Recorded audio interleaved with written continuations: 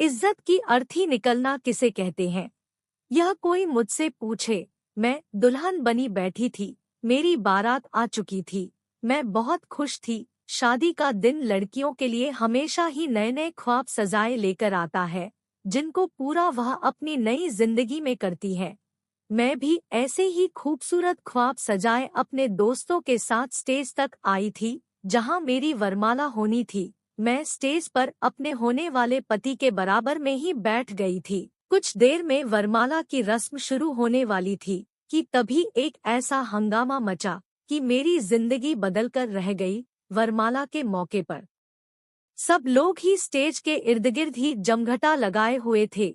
वरमाला की रस्म को देखने का सबको ही शौक होता है, ऐसा ही कुछ इस वक्त भी था। सब लोग ही स्टेज के इर्द गिर्द ही खड़े थे जब वह आदमी सबको हटाता हुआ स्टेज पर आया था। इससे पहले कि वरमाला की रस्म शुरू होती, वह आदमी कहने लगा, यह शादी नहीं हो सकती। यह सुनकर मेरे साथ साथ सभी हैरान हो गए। मैंने उस आदमी को गौर से देखा था। मेरे पापा और मेरा भाई उसे देखकर कहने लगे, यह क्या बदतमीजी है? कौन हो तुम और यहाँ किस मकसद से आए हो? वह कहने लगा, आस्था मुझे अच्छी तरह जानती है।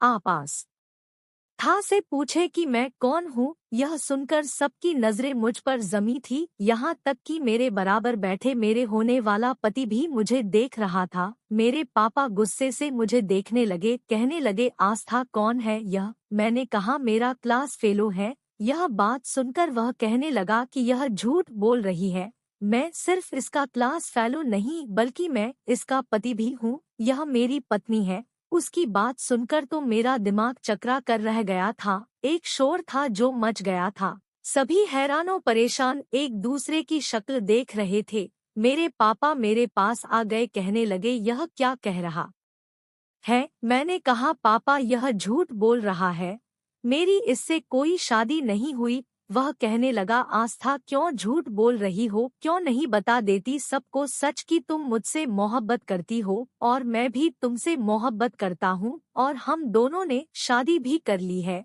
आपसी रजामंदी से। मैं तो उस आदमी को देखकर हैरान थी, कितने फर्राटे से झूठ बोल रहा था। मैंने कहा, क्यों झूठ बोल रहे हो तुम? क्यों मेरी इज्जत की अर्थी निकालने पर तुले हुए हो? तुम जानते हो कि मैंने ऐसा कुछ नहीं किया। वह कहने लगा, मैं आ गया हूँ ना आस्था, अब तुम्हें डरने की कोई जरूरत नहीं है।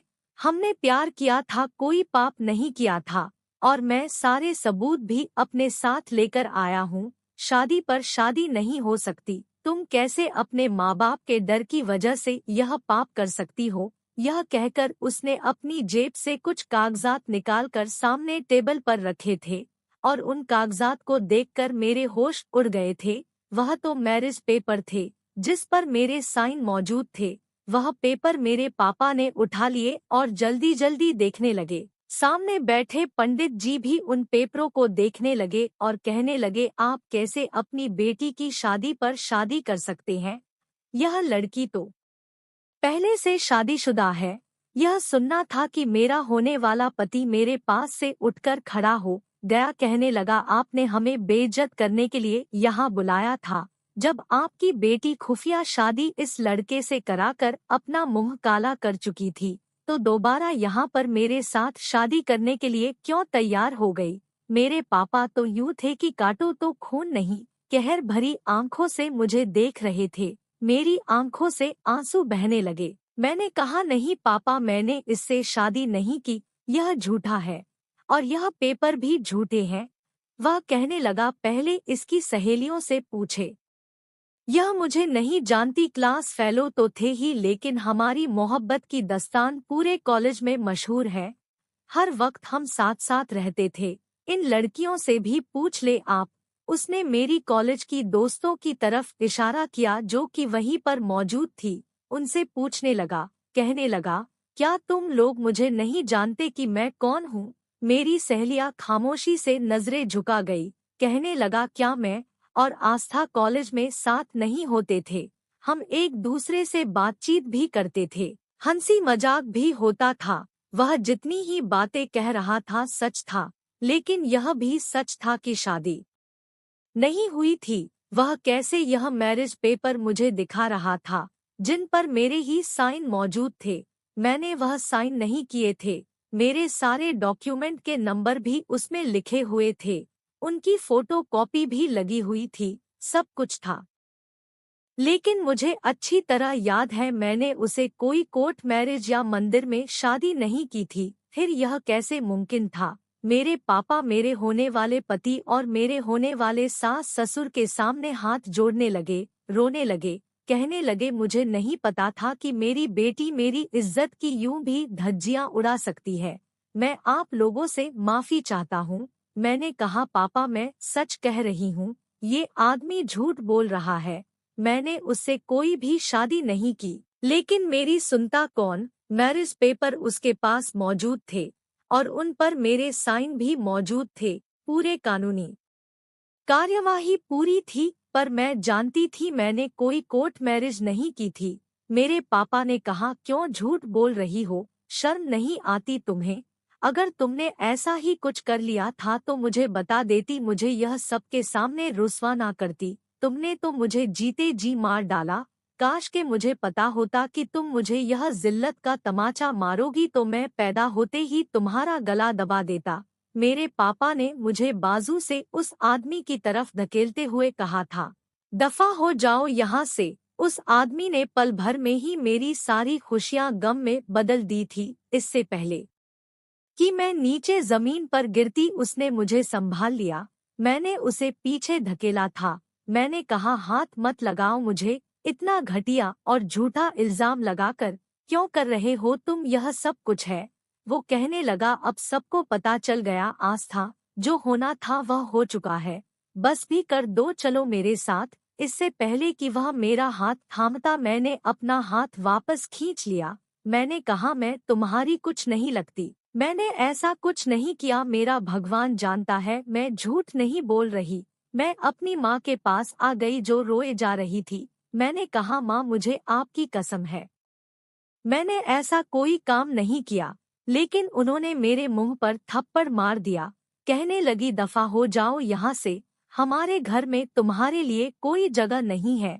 जिसके साथ अपना मुंह काला किया है, अब जिंदगी उसी के साथ गुजारो। समझो कि हम मर गए तुम्हारे लिए और हम यह समझेंगे कि तुम हमारे लिए मर गई। आइंदा हमारे घर में कभी कदम मत रखना। तुमने तो हमें कहीं मुंह दिखाने के काबिल नहीं छोड़ा। मेरी माँ ने मेरा बाजू पकड़ा और उस आदमी के हाथ में दे दिया।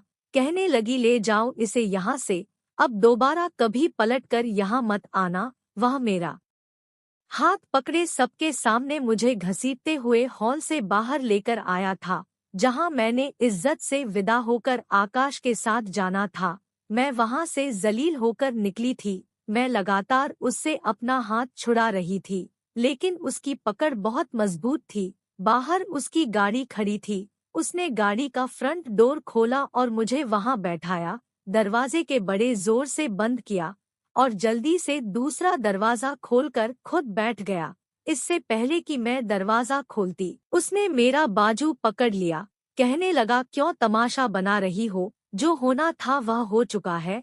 तुम्हारे घर वाले अब तुम्हें कभी भी नहीं अपनाएंगे। मैंने कहा मैं फिर भी तुम्हारे साथ नहीं जाऊंगी। क्यों झूठ बोला तुमने? क्या बिगाड़ा था मैंने तुम्हारा? कब की थी मैंने तुमसे शादी? वो कहने लगा घर चलो, सब कुछ याद आ जाएगा तुम्हें। तुमने मुझसे शादी भी की थी, साइन भी किए थे और इस शादी के कई गवाह भी मौजूद है।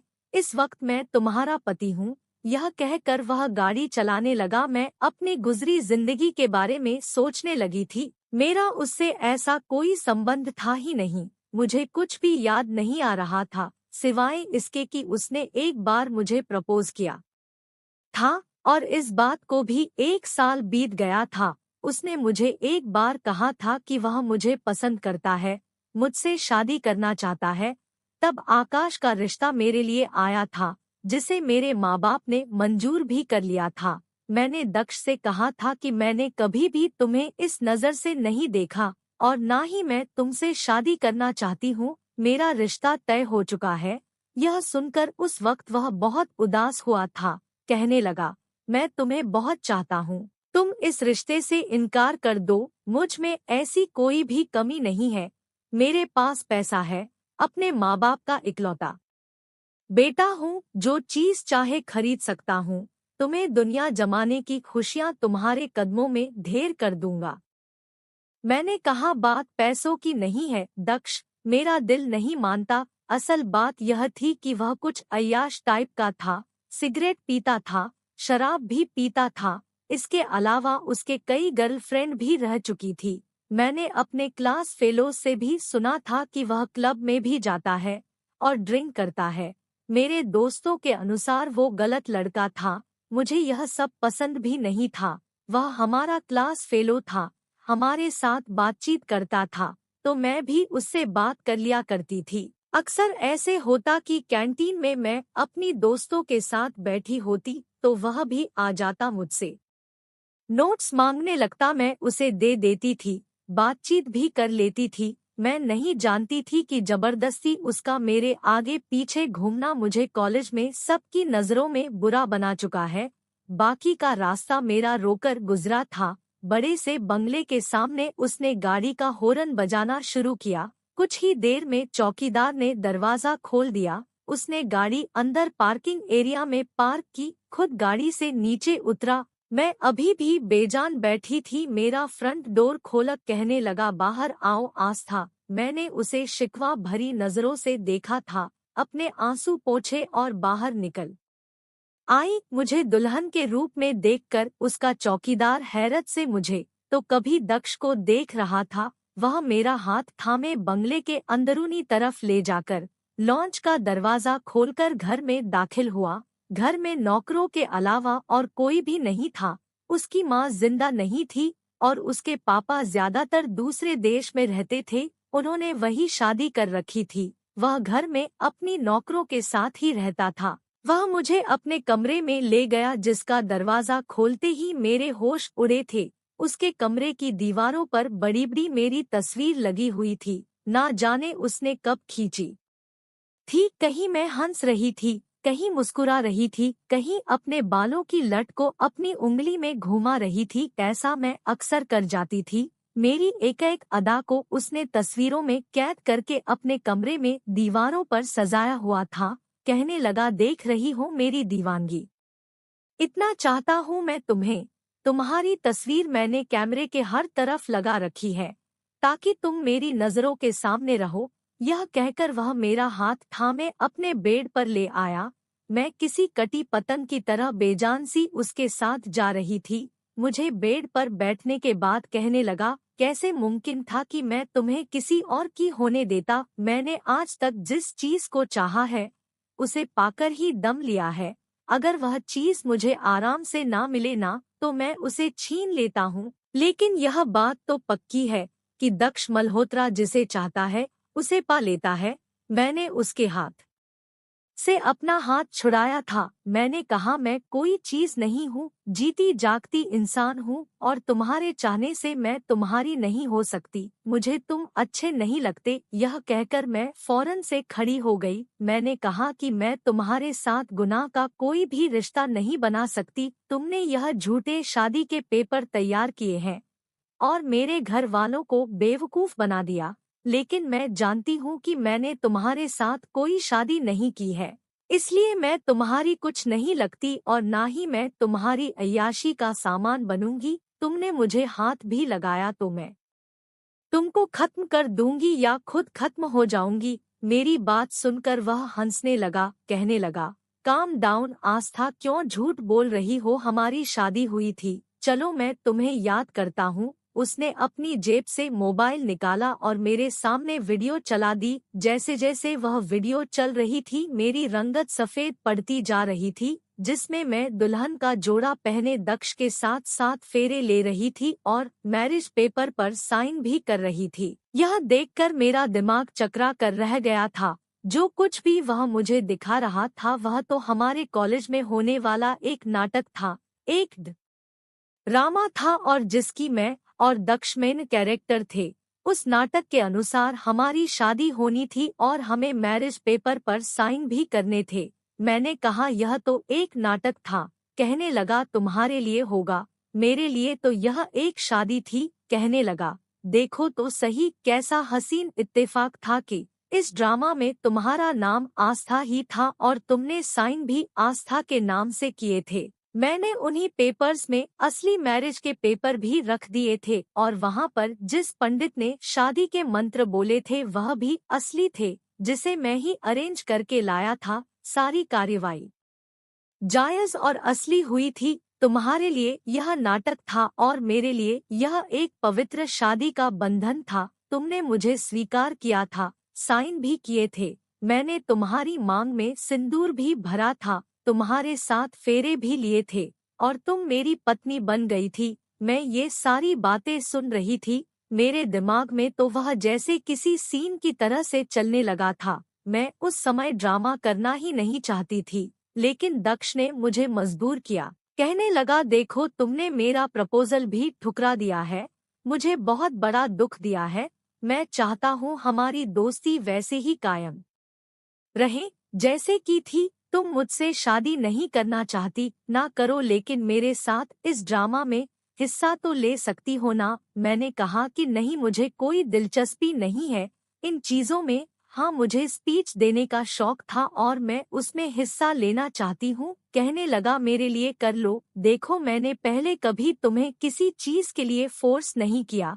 तुमने मेरा प्रपोजल भी ठुकरा दिया, मैंने उस पर भी कुछ नहीं कहा।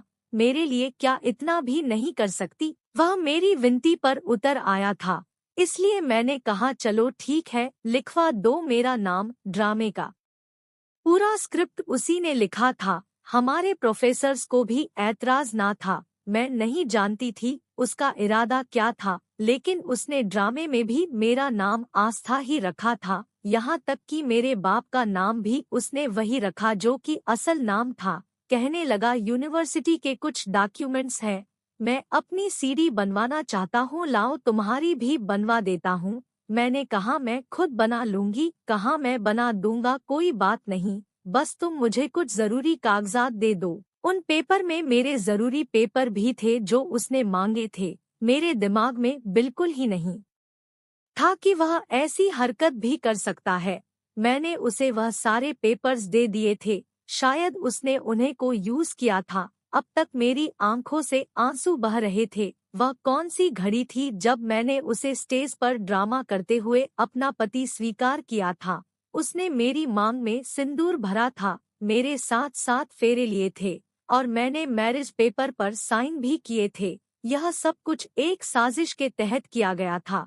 इसमें मेरी रजामंदी बिल्कुल भी शामिल नहीं थी। मैं इन्हीं सोचों में गुम थी जब मुझे अपने चेहरे पर किसी के हाथों का स्पर्श महसूस हुआ। वह मेरे आंसू पोंछने लगा। मैं फौरन से पीछे हुई। मैंने कहा, मैं इस शादी को नहीं मानती, मैंने इसे दिल से स्वीकार नहीं किया था। वह सब ड्रामा था, मैं सच्चाई को नहीं जानती थी। कहने लगा, छोड़ो भी इन बातों को, शादी हो चुकी है, साइन भी तुमने कर दिए हैं, अपने नाम के ही किए थे साइन, और देखो शादी इसी तरह होती है।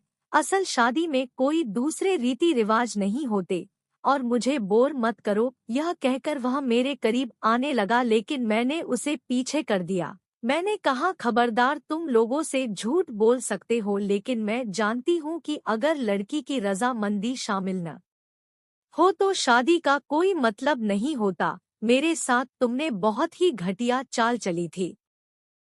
मुझे किसी बात की जानकारी नहीं थी। मैं शादी को नहीं मानती। कहने लगा, दुनिया मानती है, यह शादी सही थी। यह कहकर उसने मुझे अपने बाहों में लिया। कहने लगा, बाकी का यकीन मैं तुम्हें आज की रात दिला दूंगा कि मैं तुम्हारा क्या लगता हूँ। बहुत तड़पा हूँ, तुम्हारी संगत के लिए बड़ी मुश्किल से तुम्हें हासिल किया है। जबरदस्ती का एक रिश्ता था जो उसके नजदीक जायज था, लेकिन मेरे नजदीक बिल्कुल नाजायज था। लेकिन मेरे लाख रोने गिड़गिड़ाने पर भी उसने अपनी ख्वाहिश पूरी की थी। मेरी चूड़ियां भी मेरी हालत की तरह पूरे बेड पर टूटकर बिखरी पड़ी थी। वह सो चुका था और मैं यूं थी कि मुझे अपने आप से घिन महसूस हो रही थी। मेरा जी चाहा मैं अपने आप को खत्म कर दूं। मैं बेड से उठकर खड़ी हो गई, दरवाजा खोलकर बाहर जाने लगी, लेकिन दरवाजा नहीं खुल रहा था, शायद लॉक था। मैं भागना चाहती थी, लेकिन दरवाजा खुलने का नाम नहीं ले रहा था।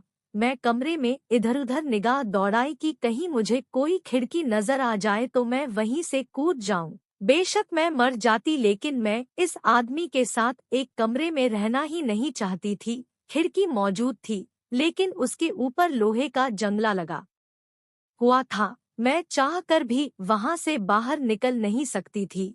हर कोशिश करने के बाद मैं बेबस होकर सोफे पर बैठ गई और अपनी किस्मत पर फुट-फुट कर रोने लगी। मुझे अपनी शादी के भारी जोड़े से भी नफरत महसूस हो रही थी। मैंने उसकी अलमारी खोली तो मैं हैरान रह गई थी। उसके कबर्ड में उसके कपड़ों के साथ-साथ बहुत से लेडीज कपड़े भी थे, जो हैंगर में लगे हुए थे। मैंने एक सादा सा ड्रेस निकाला। वह बिल्कुल ऐसा था कि जैसे मेरे ही नाप का सिला हो। पता नहीं वह कब से मेरे खिलाफ साजिश कर रहा था। मैं कपड़े बदलने वॉशरूम में चली गई। अपने आप को रगड़-रगड़ कर धोने लगी ताकि उसका स्पर्श मैं अपने शरीर से खत्म कर दूं, मिटा दूं।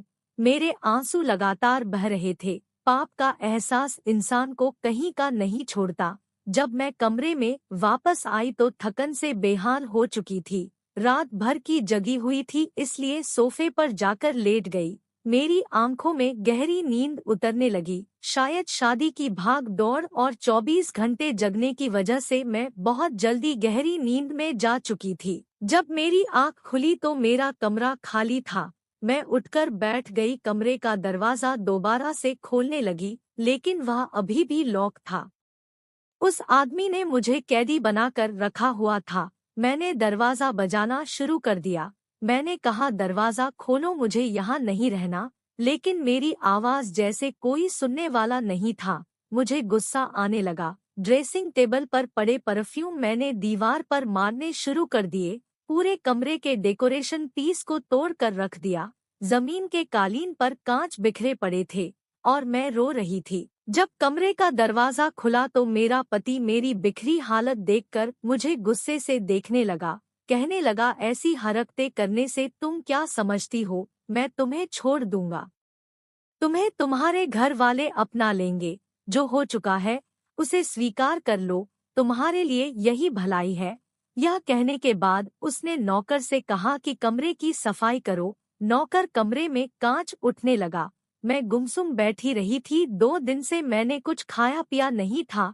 पानी का घूंट भी मेरे गले के नीचे नहीं उतरा था, इसलिए मैं बहुत कमजोरी महसूस कर रही थी। मैं इस कदर कमजोर हो चुकी थी, चक्कर खाकर वहीं सोफे पर ढेर हो गई थी। जब मुझे होश आया तो एक नर्स मुझे ड्रिप लग रही थी।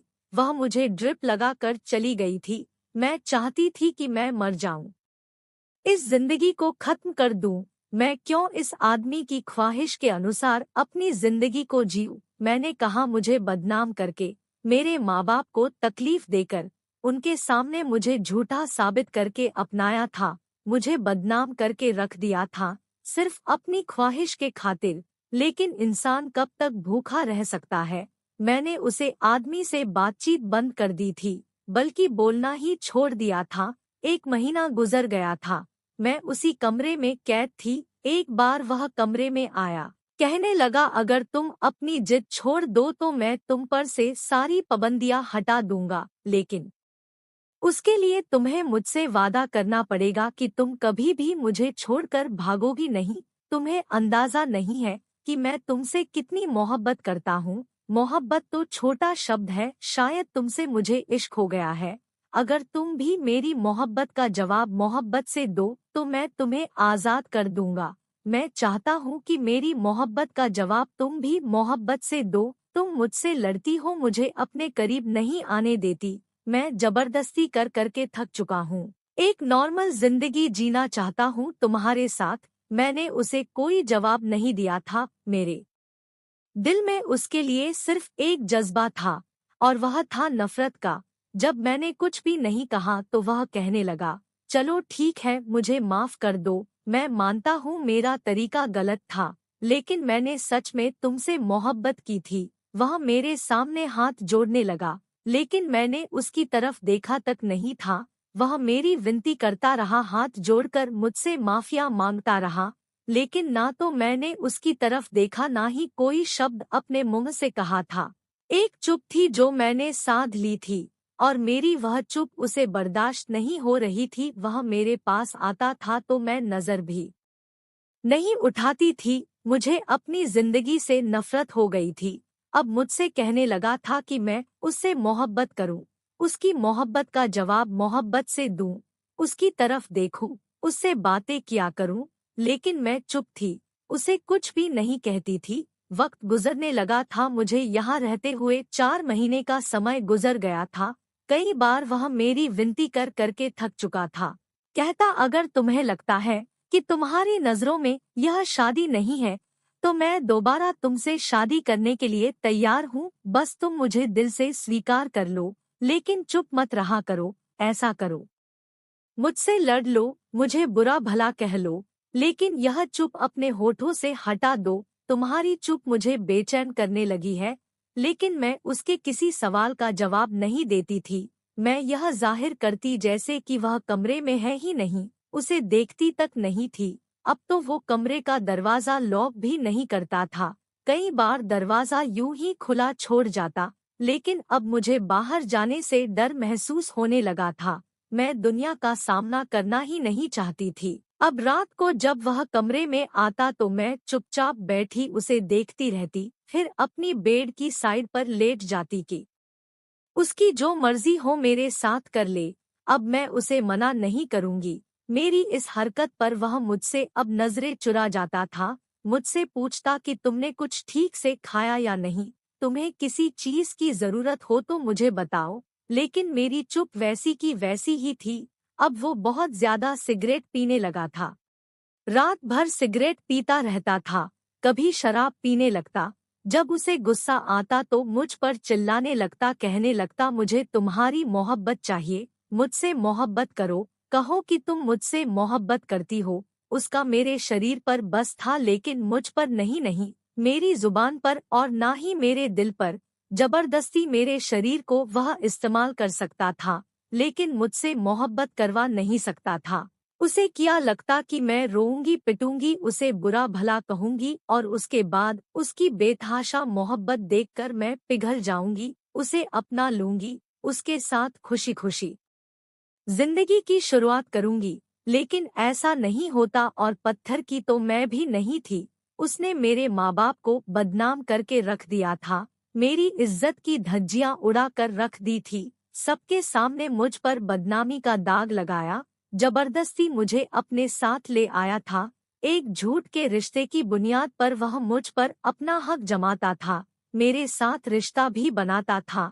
कैसे मैं उसे माफ कर सकती थी। एक बार वह मेरे करीब आने लगा तो कहने लगा, क्या चाहती हो तुम, मुझे बताओ, जो तुम चाहती हो मैं वैसा हो जाता हूँ, लेकिन मेरे साथ पत्थर बनकर मत रहा करो। मैं तुम्हारे पास आता हूँ तो लगता है जैसे किसी बेजान पत्थर के पास आता हूँ। मुझे तुम्हारी मोहब्बत चाहिए, मुझे तुम्हारी चुप बर्दाश्त नहीं होती, मुझे तुम्हारी चुप ने अंदर ही अंदर मार दिया है। पहली बार मैंने उसकी आंखों में झिलमिलाते हुए आंसू देखे थे। मेरा जी चाहा कि उसकी इस हालत पर हंसू कहते लगाऊं। वह हर चीज को हासिल कर सकता है, लेकिन मेरे दिल में अपनी मोहब्बत पैदा नहीं कर सका था और ना ही मेरी मोहब्बत को हासिल कर सका था। अब वह पूरी पूरी रात बेचैनी से जागता रहता था और उसे यूं बेचैन और परेशान देखकर मैं सुकून से रहती थी। मुझे बड़े सुकून की नींद आती थी, लेकिन वह अब डिप्रेशन की गोलियां खाने लगा था। उसे मेरी मोहब्बत चाहिए थी, जब उसको नहीं मिली तो अब वह बीमार रहने लगा था। आंखों के नीचे काले गड्ढे पड़ने लगे थे, बेतहाशा सिगरेट पीने लगा था। एक बार मुझसे कहने लगा, मैं तंग आ गया हूँ इस जिंदगी से, मुझे बताओ क्या चाहती हो तुम, या तो मेरे साथ मोहब्बत वाला रवैया रखो या फिर मुझसे तलाक ले लो, मैं तुम्हें तलाक भी दे देता हूँ। वापस लौट जाओ, मैं तुम्हारे घर वालों के सामने अपनी गलती भी मानने को तैयार हूँ। जिस दर्द से मैं गुजर रहा हूँ मुझे उससे छुटकारा चाहिए। मैंने कहा, तुम मेरी इज्जत मुझे वापस कर सकते हो। इन 4-5 महीना के बाद मैंने उससे बस एक ही सवाल पूछा था जिसका उसके पास कोई जवाब नहीं था। मैंने मुस्कुरा कर उसे देखा, मैंने कहा, इज्जत एक बार चली जाए ना तो वापस नहीं आती, तुम्हें लगा तुम मुझे जबरदस्ती हासिल करोगे, मुझ पर अपनी मोहब्बत निछावर करोगे और मेरे दिल में अपनी मोहब्बत पैदा कर लोगे। मैं तुम पर जान इछावर करने लगूंगी। अगर मुझसे तुम्हें मोहब्बत होती तो तुम मेरी इज्जत का ख्याल रखते, मुझे यूं बेइज्जत करके जबरदस्ती अपनाने की कोशिश नहीं करते। तुम्हें लगा शायद तुम ऐसा जबरदस्ती करोगे तो मैं इस तरह धीरे धीरे तुम्हारे घर को, तुम्हारी दौलत को और तुम्हें स्वीकार कर लूंगी। तुम्हें शायद औरत की नफरत का अंदाजा ही नहीं। मेरे दिल में तुम्हारे लिए सिर्फ एक जज्बा है और वह है नफरत का। उसका रोना गिड़गिड़ाना मुझ पर बेअसर था। कहने लगा, मुझे समझ आ गया है, औरत को उसकी मर्जी के बिना हासिल करना आसान नहीं है। मैंने कहा, अगर तुम चाहते हो कि मेरी तकलीफ थोड़ी सी कम हो जाए तो मेरे साथ दोबारा शादी कर लो, क्योंकि मैं रोज रोज तुम्हारे साथ पाप नहीं कर सकती थी। भले ही उसकी नजर में वह शादी थी, लेकिन मैं इस शादी को नहीं मानती थी। जब भी वह मेरे करीब आता तो मुझे ऐसा लगता है कि एक गैर मर्द मेरे करीब आता है। उसने मेरे कहने पर खुशी खुशी मुझसे दोबारा शादी भी कर ली थी, इस उम्मीद पर कि शायद मेरे दिल में उसकी मोहब्बत पर पनपने लगे, लेकिन ऐसा नहीं हुआ था। अब तो उसने मेरे करीब ही आना छोड़ दिया था, दूसरे कमरे में सोने लगा था। मैंने देखा अब वह ऑफिस भी नहीं जाता था। शराब और सिगरेट की उसे बुरी तरह लत लग चुकी थी। वह अपनी जिंदगी को धीरे धीरे खत्म कर रहा था। मेरी नफरत उसे चैन से जीने नहीं दे रही थी। एक दिन जब दरवाजे पर दस्तक हुई, मैंने दरवाजा खोला तो मैं हैरान रह गई। दरवाजे पर मम्मी पापा खड़े थे। मैं कुछ बोल ही नहीं पाई थी। मम्मी ने ही आगे बढ़कर मुझे बाहों में समेटा था। कहने लगी, मेरी बच्ची, हमें माफ कर दे, हमने तेरे साथ बहुत बड़ा जुल्म किया है। मैंने देखा पीछे दक्ष भी खड़ा था, जो शर्मिंदा शर्मिंदा सा नजरें झुकाए हुए था। मम्मी पापा अंदर आ गए और बताने लगे कि दक्ष हमारे पास आया था और उसने हमें सारी हकीकत बता दी है कि जो कुछ हुआ उसमें तुम्हारा कोई दोष नहीं था। उसने तुम्हारे साथ धोखे से शादी की थी। गलती हमारी थी जो हम ही अपने खून पर भरोसा नहीं कर पाए। मेरे माँ बाप मुझसे माफी मांग रहे थे। मेरे माँ बाप की नजरों में मेरी इज्जत बहाल हो चुकी थी। पहली बार दक्ष ने कुछ ऐसा काम किया था कि उसके लिए मेरे दिल में नरम गोसा पनपने लगा था। मम्मी पापा मुझे घर आने कहकर वापस चले गए थे। अगले दिन मैं और दक्ष अपनी मायके भी गई थी। मम्मी पापा ने मुझे हाथों हाथ लिया था। यह सब देखकर मेरे दिल में सुकून उतर आया था। मेरे चेहरे पर फैली मुस्कुराहट देखकर दक्ष भी बहुत खुश था। एक दिन मेरे बचपन की सहेली मुझसे मिलने आई थी। इधर-उधर की बातें करने के बाद उसने मेरे और दक्ष के रिश्ते के बारे में पूछा था। उसे भी पता था कि मेरी शादी किन हालातों में हुई थी। मैंने उसे सारी बात बता दी, कुछ भी नहीं छुपाया था। रीमा मुझे समझाने लगी, देख आस्था, जो हुआ अच्छा नहीं हुआ, लेकिन यह भी सच है कि अब दक्ष ही तेरा पति है और फिर उसने तेरे कहने के अनुसार तुझसे दोबारा शादी भी कर ली है। मुझे लगता है अब तुझे उसे माफ कर देना चाहिए और वो इस बात का हकदार भी है, क्योंकि उसने अपनी गलती मानकर तेरे माँ बाप को सच्चाई बताई है और तेरी इज्जत तुझे वापस दिलाई है। इन 6 महीने में जितनी तकलीफ दक्ष सह चुका है वह कम नहीं है उसके लिए। अगर वह ऐसे ही खुद को सजा देता रहा तो वो दिन दूर नहीं कि वह अपनी जिंदगी बहुत जल्दी खत्म कर लेगा। रीमा की बात सुनकर मुझे पहली बार एहसास हुआ था कि दक्ष मेरे रवैये की वजह से धीरे धीरे मौत की तरफ जा रहा था और उस दिन पहली बार मैंने दक्ष के लिए खुद को सजाया था। उसके पसंद का खाना भी बनाया था और जब वह शाम को घर लौटा तो मुझे देखकर आंखें झपकाना भूल गया था। खाने की टेबल पर पहली बार मैंने और दक्ष ने एक साथ खाना खाया था। वह बहुत खुश था। यह सब करके पता नहीं क्यों मेरे दिल को भी सुकून मिला था। हालांकि मैं तो दक्ष से नफरत करती थी, फिर उसे खुश देखकर मेरे दिल को सुकून क्यों हो रहा था। और जब वह सोने के लिए अपने कमरे में जाने लगा तो मैंने कहा, दक्ष, पति पत्नी एक ही कमरे में सोते हैं, अलग अलग कमरों में नहीं। मेरे मुंह से यह सुनना था कि दक्ष खुशी से उछल पड़ा था। और उसने मुझे बाहों में भर लिया था। कहने लगा, आस्था, तुम नहीं जानती तुमने मुझे माफ करके मुझ पर कितना बड़ा एहसान किया है। देखना, मैं तुम्हारी झोली खुशियों से भर दूंगा, तुम्हें कभी कोई गम नहीं आने दूंगा। मैं भी इतने महीनों की तकलीफ सह सहकर थक चुकी थी। मैंने भी सुकून से दक्ष के कंधे पर कर टिका दिया था। मैं भी अब अपनी जिंदगी में खुशियां चाहती थी। दोस्तों, आप लोग कमेंट बॉक्स में बताना, दक्ष को माफ करके उसे स्वीकार करके मैंने सही किया या गलत।